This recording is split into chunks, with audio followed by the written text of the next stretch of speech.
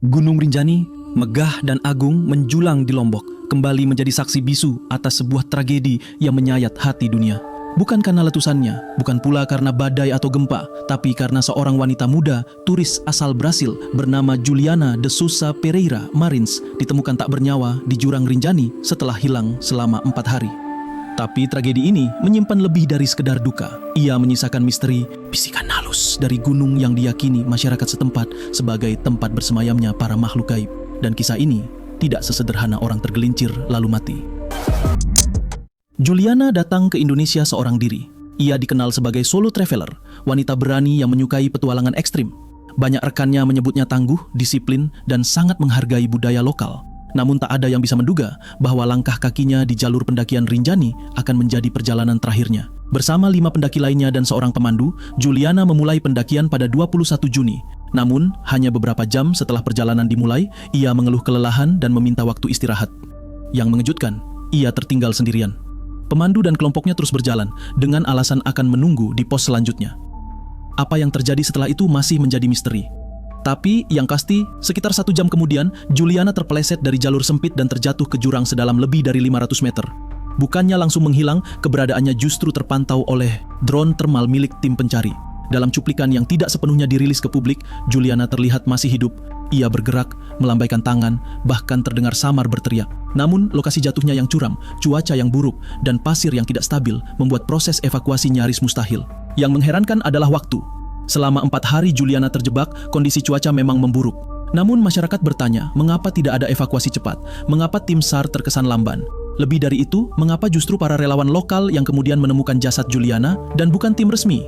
Salah satu nama yang kemudian viral adalah Agam Rinjani.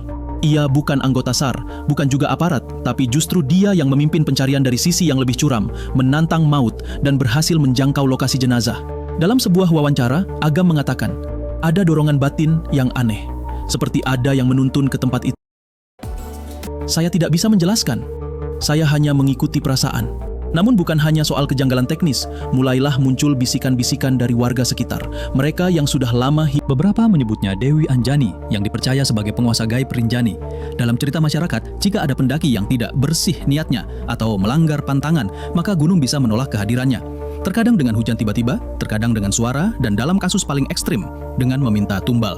Seorang tetua adat menyatakan, kalau kamu masuk Rinjani dengan sombong, dia akan menguji.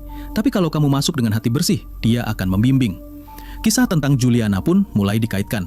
Sehari sebelum jatuh, seorang porter mengaku melihatnya berfoto sambil menunjuk ke arah puncak Sangkareang. Dalam budaya lokal, tindakan menunjuk langsung ke arah puncak dianggap tidak sopan.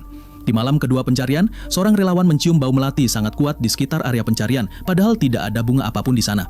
Beberapa pendaki mengaku mendengar suara tangis pelan dari jurang, namun saat mereka mendekat, suara itu menghilang. Bahkan lebih mengerikan, beberapa rekaman drone awal yang sempat diterima relawan disebut mengandung suara halus selain suara Juliana. Tapi entah kenapa video itu tidak pernah dirilis ke publik. Salah satu tim SAR yang sempat melihat video tersebut mengatakan, saya tidak tahu siapa yang bicara di rekaman itu, tapi suara itu bukan manusia. Keluarga Juliana yang berada di Brasil mengungkapkan kemarahan dan kesedihan mendalam. Mereka menuduh tim pemandu tidak profesional karena meninggalkan Juliana sendirian. Mereka juga menuntut pemerintah Indonesia karena dianggap tidak memiliki sistem penyelamatan gunung yang sigap. Namun di balik semua kritik itu, beberapa media mulai menyorot hal-hal tak biasa di balik tragedi ini. Salah satu media dari Brasil bahkan mewawancarai seorang spiritualis lokal yang menyebut bahwa Juliana sudah ditandai bahkan sebelum menginjak kaki di Rinjani. Menurutnya ada aura berat yang mengiringi Juliana dan itu menarik perhatian dari dunia lain. Ia menyebut adanya tanda halus di bahu kanan Juliana dalam salah satu foto pendakian, bercak gelap kecil berbentuk mata. Seorang pendaki asal Malang yang sempat bertemu Juliana sehari sebelum pendakian menyebut bahwa wanita itu sempat bertanya tentang cerita-cerita mistis di Rinjani. Ia tertarik bahkan mencatat nama-nama lokasi angker di buku catatannya. Apakah ini hanya rasa penasaran seorang turis ataukah memang sejak awal ada sesuatu yang menuntunnya ke tempat yang salah? Dalam sebuah cerita yang beredar di forum-forum pendaki, dikisahkan bahwa siapapun yang terlalu tertarik dengan hal-hal gaib di gunung bisa saja tanpa sadar membuka pintu menuju dimensi lain. Apakah Juliana termasuk di dalamnya? Salah satu pengguna forum mengunggah foto buku catatan yang diduga milik Juliana ditemukan jatuh di dekat pos 3. Dalam catatan itu tertulis, jika aku tidak kembali, mungkin aku telah menemukan yang kucari. Pencarian akhirnya membuahkan hasil pada hari keempat. Tubuh Juliana ditemukan di posisi yang nyaris mustahil untuk dijangkau dan anehnya terlihat seperti baru jatuh. Padahal suhu malam hari sangat rendah dan kemungkinan bertahan hidup lebih dari 48 jam sangat kecil.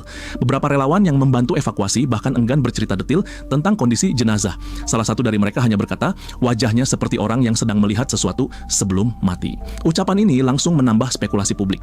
Bahkan tim medis yang memeriksa menyebut tidak ada luka serius pada tubuhnya, seolah ia hanya tertidur dalam posisi tak wajar. Proses evakuasi jenazah dilakukan penuh perjuangan. Medan yang sangat curam memaksa tim menggunakan tanduk khusus. Dengan bantuan tali sepanjang ratusan meter, helikopter pun tak bisa mendarat karena angin kencang dan kabut tebal. Saat jenazah berhasil diangkat, seorang petugas sempat berkata lirih, akhirnya dia dilepaskan juga. Kalimat itu membuat bulu kuduk merinding. Dilepaskan oleh siapa? Apakah sesuatu yang menahannya selama ini akhirnya mengizinkannya pulang? Setelah tragedi itu, sejumlah warga melaporkan mimpi-mimpi aneh. Seorang ibu yang tinggal di dekat jalur pendakian mengaku bermimpi bertemu Juliana yang hanya menatapnya sambil tersenyum lalu menghilang di balik kabut. Anak-anak kecil di dusun sekitar juga mulai enggan bermain di dekat pos pertama pendakian. Salah satu anak mengaku melihat kakak bule duduk di batu besar melambai padanya, tapi kemudian lenyap. Cerita-cerita ini beredar cepat, menambah aura mistis di balik tragedi itu. Bahkan ada laporan bahwa lonceng kecil di pura kecil sekitar kaki gunung berdentang sendiri pada malam hari meskipun tak ada angin. Beberapa hari setelah pemakaman Juliana, akun media sosialnya masih aktif.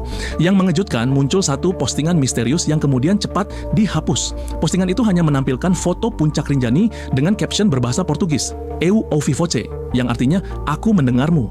Tak ada yang tahu siapa yang mempostingnya. Teman-teman Juliana bersumpah mereka tidak punya akses ke akunnya. Sementara keluarganya mengaku belum menyentuh media sosial tersebut sejak kepulangannya ke Brasil. Netizen berspekulasi, apakah akun itu dibuka oleh seseorang atau sesuatu? Kini setelah semuanya usai, Gunung Rinjani kembali sunyi. Para pendaki kembali berdatangan, seolah tragedi itu hanyalah bagian kecil dari sejarah panjang gunung megah ini. Tapi bagi mereka yang percaya, kejadian ini bukan kebetulan. Juliana bukan sekadar korban alam. Ia adalah bagian dari cerita yang lebih besar. Cerita tentang manusia yang menantang alam dan tentang alam yang tidak selalu diam. Banyak yang kini meyakini bahwa Juliana tidak benar-benar hilang. Ia hanya berpindah. Rekaman drone yang memperlihatkan jeritan terakhir Juliana kini disebut-sebut sebagai rekaman yang tidak boleh dibuka lagi. Konon, dalam salah satu salinannya ada suara perempuan yang berbisik di akhir video, bukan suara Juliana, melainkan suara lain. Suara yang berkata, "Ia sudah kupanggil." Tapi tentu saja ini hanya cerita, atau mungkin bukan.